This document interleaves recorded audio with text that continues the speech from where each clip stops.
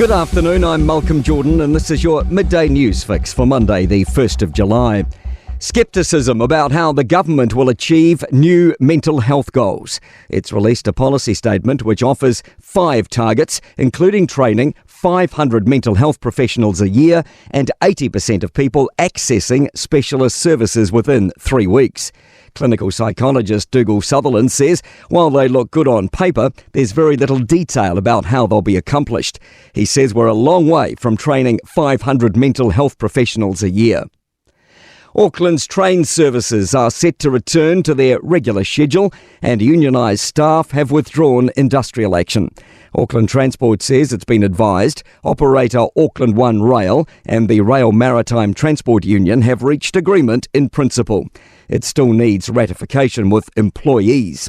As a sign of good faith, parties have agreed to cease the current partial strike action. Late last month, unionised staff at CAF, which maintains AT's trains, also withdrew industrial action. An Australian mining company is claiming the Central Otago gold rush has started. Santana Minerals' discovery on the privately owned Bendigo station land has been dubbed one of New Zealand's most significant in 40 years. It suggested it could produce 110,000 ounces of gold annually with a $4.4 billion lifetime export value. Chief Executive Damien Spring told Markets with Madison it's a promising time. Record high gold prices, fantastic discovery here, other discoveries around New Zealand by other companies. Certainly got the interest of international investors. Police searching a property off Razorback Road in Pokeno in rural Waikato since early this morning have been digging up large white tubs. Confusion over the government's position on te reo Māori in the public service.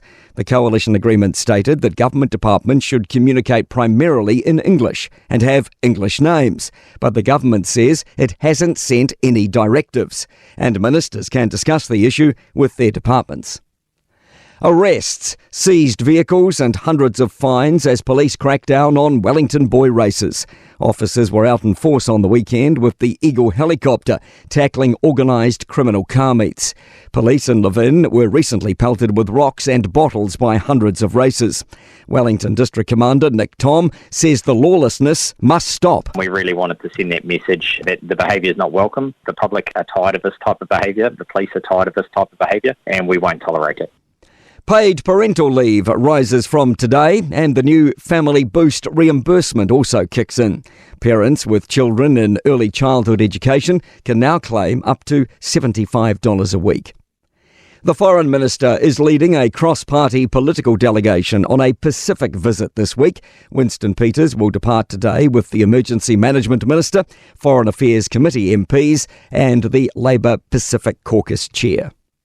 Met Service has issued a strong wind watch for Marlborough, Wairarapa and Wellington, and the West Coast is under a heavy rain warning. To sport, England and Spain advance from the last 16 at the European Football Championships to play Switzerland and Germany in the quarterfinals, respectively. Two-time Wimbledon tennis champion Andy Murray will leave a decision on his fitness at the Grass Major until tomorrow night. He's had a cyst removed from his back.